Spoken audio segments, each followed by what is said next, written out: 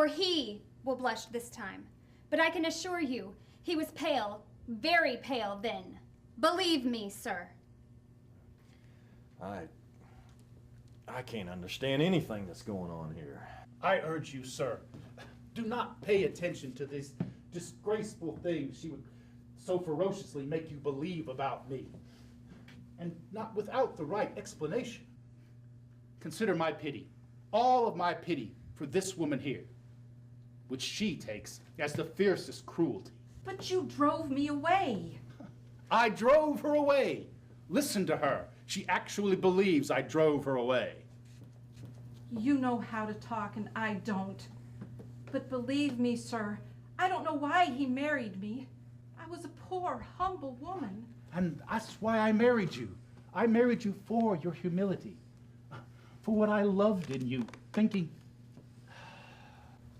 You see, she denies it, frightening her mental deafness.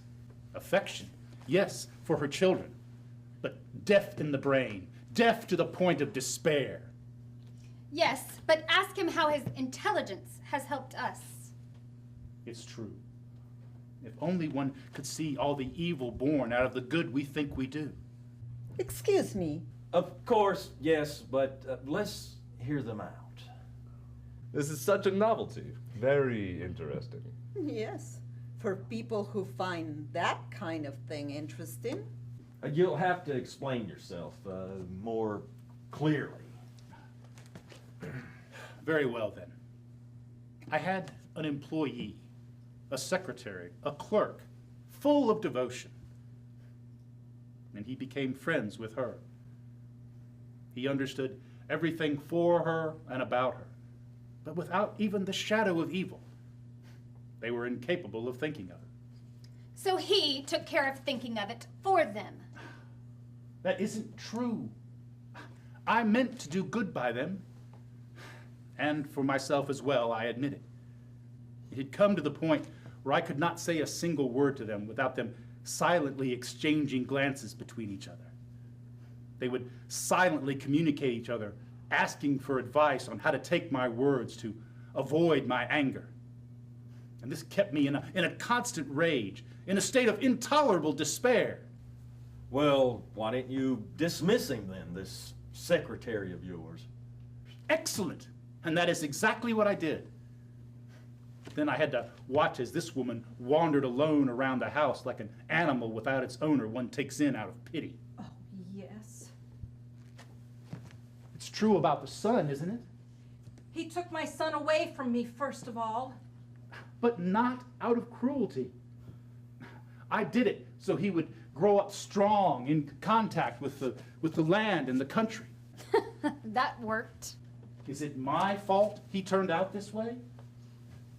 I sent him to the country, to a peasant woman, because I did not think her strong enough. True, she is of humble origin, and that is the reason I married her. But what can be done about it now? My mistake, perhaps, but there is nothing to be done. I have always had these cursed aspirations for a certain moral sanity. Stop it. Stop it. I can't stand it. Yes, shut up. Let me listen, for God's sakes. I could no longer live with this woman.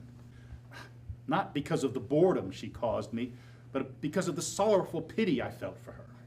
And so he turned me out. Well provided for. I sent her to be with that man and to be free of me. And to free himself. Yes, I admit it. But great evil has come of it. I meant well when I did it. And I did it more for her than for me, I swear it. Did I ever lose sight of you until that man carried you off to another city, the angry fool that he was? And then, on account of my pure interest in you, my pure interest, I repeat, without any ulterior motive, I watched with the tenderest concern the little family that grew up around you. She can bear witness to this. Yes, that's true enough. When I was about this tall with braids over my shoulders and panties longer than my skirts, I would see him waiting for me to come outside of the school. He came to see how I was growing up.